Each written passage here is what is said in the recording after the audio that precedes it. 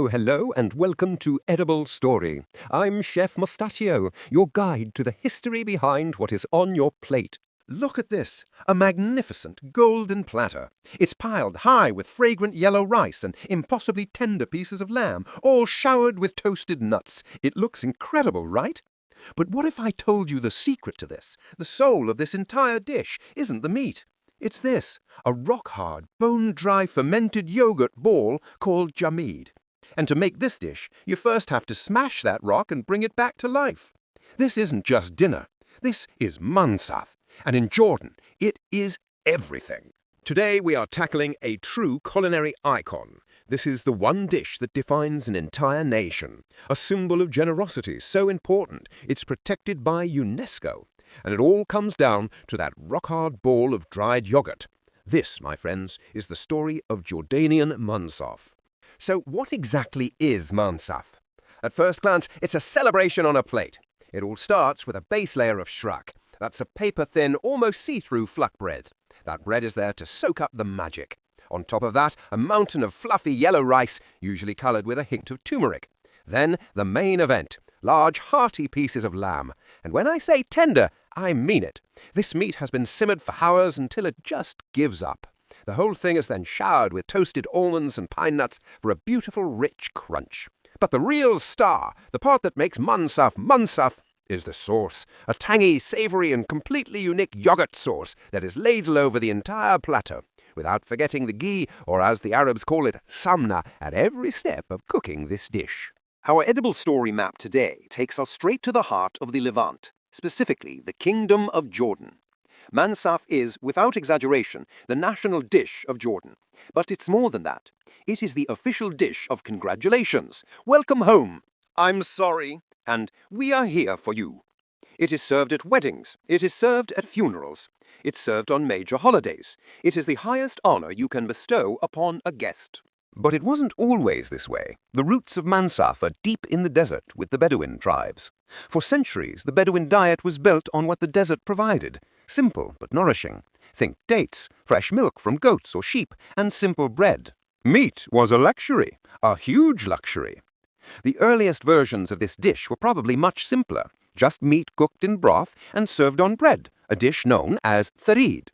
But then, a culinary revolution happened, a moment that would change everything and create the dish we know today. And it all centered on one ingenious ingredient. You guessed it, jamid. Okay, let's talk about the big white ball in the broom. Jamid. Jameed. What is it? It's yogurt, but not the kind you get in a plastic cup. This is yogurt, usually from sheep's or goat's milk, that is strained, salted heavily, and then dried in the hot desert sun for weeks until it is bone dry. Why on earth would anyone do this? Simple. Refrigeration, or rather, the lack of it. In the intense heat of the desert, fresh milk or yogurt spoils in hours. By fermenting, salting, and drying it, the Bedouins created a brilliant piece of ancient food technology, a way to preserve this vital protein and fat source indefinitely. The city of Al-Karak in Jordan is especially famous for making the best jamid. But here's the tension. You can't just use it, you have to reconstitute it. The traditional way involves smashing this rock and soaking the pieces in water overnight.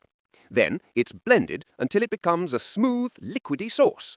This sauce is the only liquid used to cook the lamb. No water, no chicken stock. Just reconstituted jamid. In fact, this ingredient is so important it's wrapped in a powerful origin myth. The story goes that thousands of years ago, a Moabite king named Mesha wanted to test his people's loyalty and forge a new identity separate from their neighbors. So he ordered them to do something that was at the time a huge taboo: cook meat in dairy. By breaking this ancient law, they were showing their loyalty was to him and to their new culture. And so, cooking lamb in its dairy became a symbol of a new identity.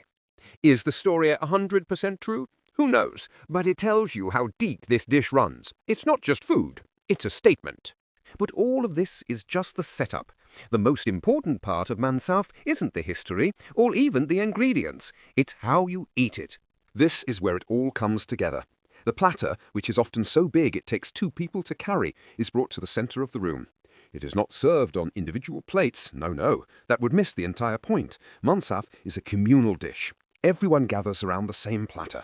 Traditionally, you stand and you eat with your right hand. Only your right hand. Your left hand is politely placed behind your back. This is not a free-for-all. There is an art to it. You take some of the rice, a small piece of lamb, and a bit of the soaked bread.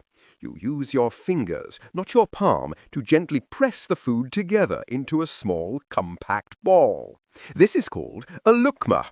And let me tell you, folks, I've tried this. It is not easy. My first attempt looked less like a lukma and more like, well, a mess. It takes skill. And here is the most elegant part. You use your thumb to pop the ball into your mouth. Your fingers are never supposed to touch your lips. It is a sign of respect, both for the food and for the people you are sharing it with. You are reinforcing bonds. You are sharing one meal from one plate. This is so much more than eating. This is communion. Mansaf isn't just a recipe, it's a relationship. And that, my friends, is a truly edible story. Thanks for joining me today, my friend, on Edible Story. If you enjoyed this journey, don't forget to subscribe for more delicious adventures. Tell me in the comments, what dish or country should we explore next? Get ready, because together we'll turn your table into a time machine. See you on our next tasty trip.